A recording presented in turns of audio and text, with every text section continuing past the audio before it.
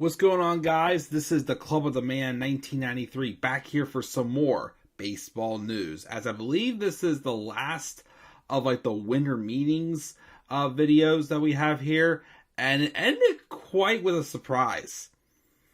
Xander Bogaerts has a new contract and a new team, signing an 11-year deal, $280 million contract.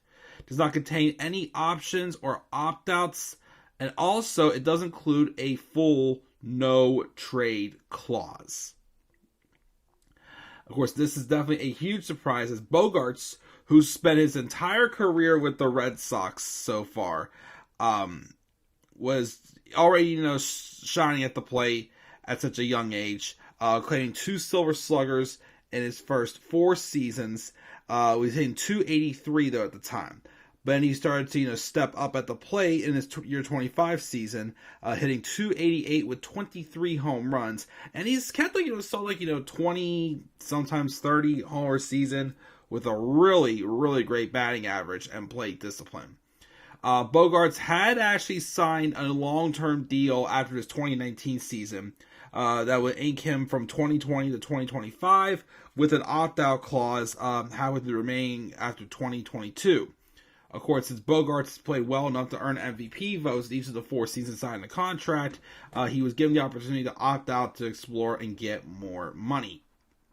Of course, there are extension talks that didn't really come as close as Boston had hoped for, and Bogaerts is going off to the Padres now with a very, very crowded lineup. Now, I am still surprised the Padres were able to land Bogaerts, because they already have 3 or 4 players that are caliber of playing shortstop. The reason why that they have been moving around at shortstop in the past year or so is because of the injury and suspension of Fernando Tatis Jr. But now you got 4 players who can play shortstop now on this team. We've got, of course, Bogaerts now, Fernando Tatis Jr., we do have Ha-Seong, who's a Gold Glove caliber shortstop as well, who's a solid hitter as well. And then Jake Cronworth, who spent most of the year, of course, batting second. Now, the rumors are stating, the latest rumors are, Bogaerts will be at short. Manny Machado, who does bounce back and forth between short and third, will be the third baseman.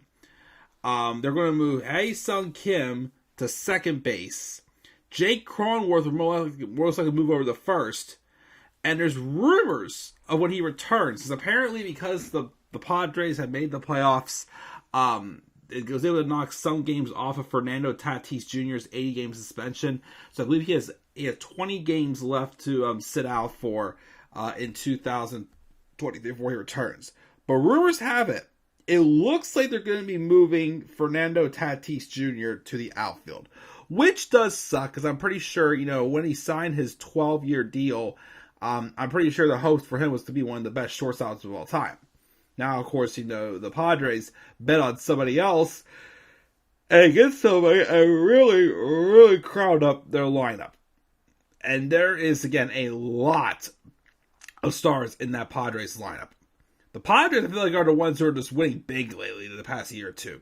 Again, they got Juan Soto. They, of course, briefly had Josh Bell in there. He struggled with them. Manny Machado's been great. Ha-Seong, or his name is, what's his name again? Ha-Seong was an excellent fill-in for him. And of course, we're going to have Jake Cronworth, who's solid as well. Again, they're going to be loaded. And I hear they're not done yet either.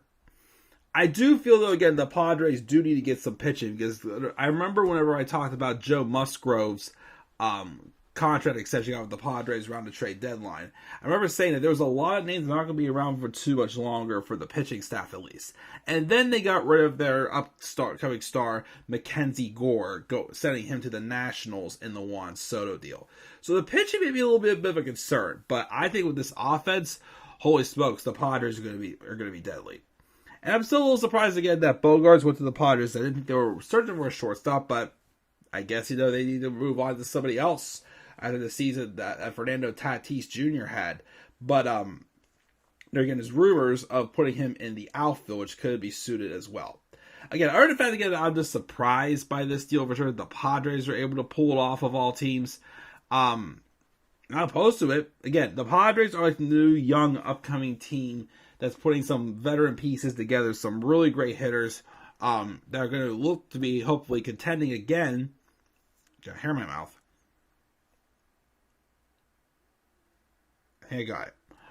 Contending again in 2023.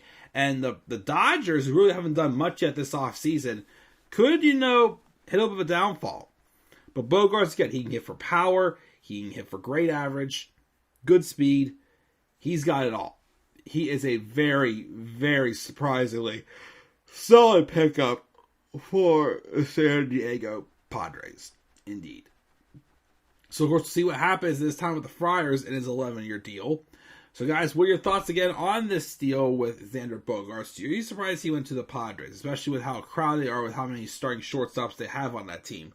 Or do you think he should have gone back to the Red Sox? Be sure to leave your thoughts down in the comment section below. And be sure as always to slap a like on the video and subscribe for more content on our channel. Follow me on Twitter at @thecluboftheman93. And until then, guys, I'm checking out. I'll catch you all later. Have a great rest of your night. Peace out, everybody.